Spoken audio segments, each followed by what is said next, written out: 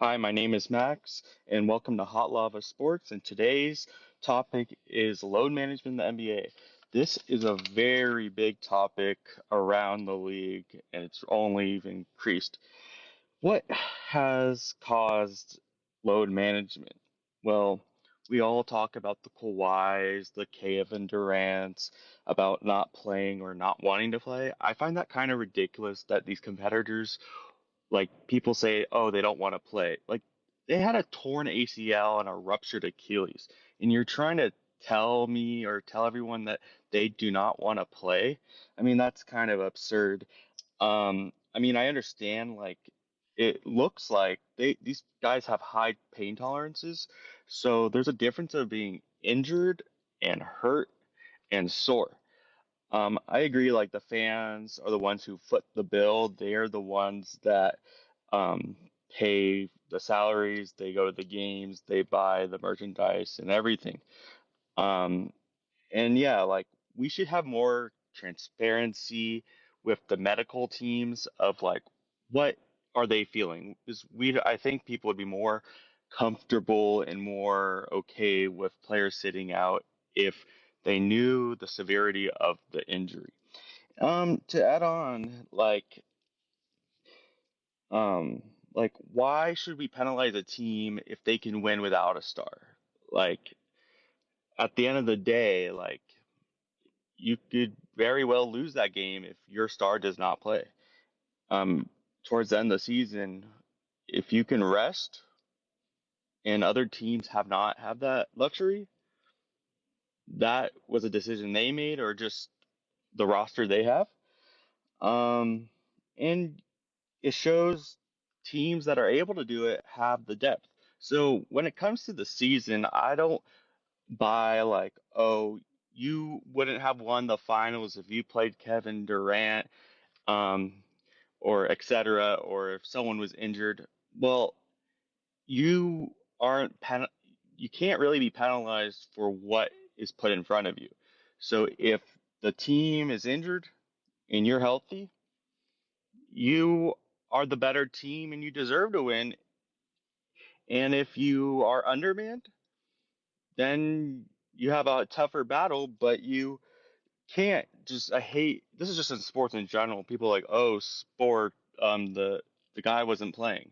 Well, that is you're not a good team if your medical staff's not good and if coaches aren't managing well. That's that it's not just about the players. Um, and so what is the NBA doing to combat this? Well, they're requiring for the major awards like MVP, Defensive Player of the Year, and All NBA to have 65 games played minimum with 20 minutes minimum per game. So you needed to play 65 games with at least 20 minutes.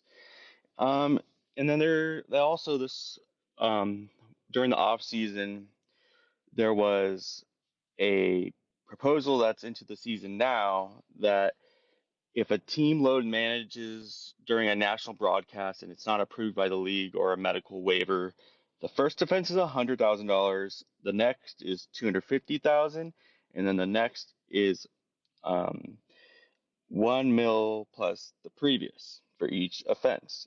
And that's fair. So now they can't just say, "Oh, he's not playing" or "he doesn't want to play." Like, at least the fans can see players on ESPN or ABC, TNT, all those.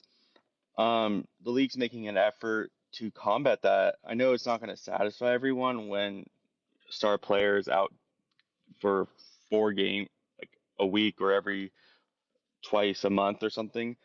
And sometimes but you have to also understand it's a business. So, like for instance, Kawhi, if he's injured, if when he played in the playoff series last year, and if he would have kept playing, he probably could have. He probably could have played and played through it, but that could have potentially cost his career. Or who's gonna? You're not gonna blame. You would have told everyone that that sucks that he's injured. He's not available now. That would have been that would have been the result. But now he's available. He's actually played more games than most that have missed games from the star players in that group. So, um, to extend your career and not risk intimate injury is very important. And um, like players are competitors, like they get paid millions of dollars to compete. And I really just don't buy the fact that they're the load managing is the wrong term for this.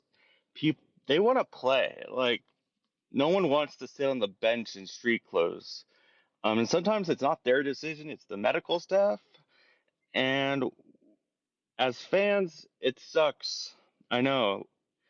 You want to see them play, and but it's also a good chance to see other players step up or see players in the G League that get called up and other players to get some experience. Um, and another thing that the NBA could do is they schedule so many back-to-backs, 82 game seasons. Now they added the in-season tournament, the 3 and 4, 5 and 7 games. Um, there, there's ways to combat the stress on players. Um, there should be, like I said, transparency, and everyone should feel um, good about it. Um, but like players want to play, and like yeah. Thank you for listening. Let me know what you think. Happy New Year.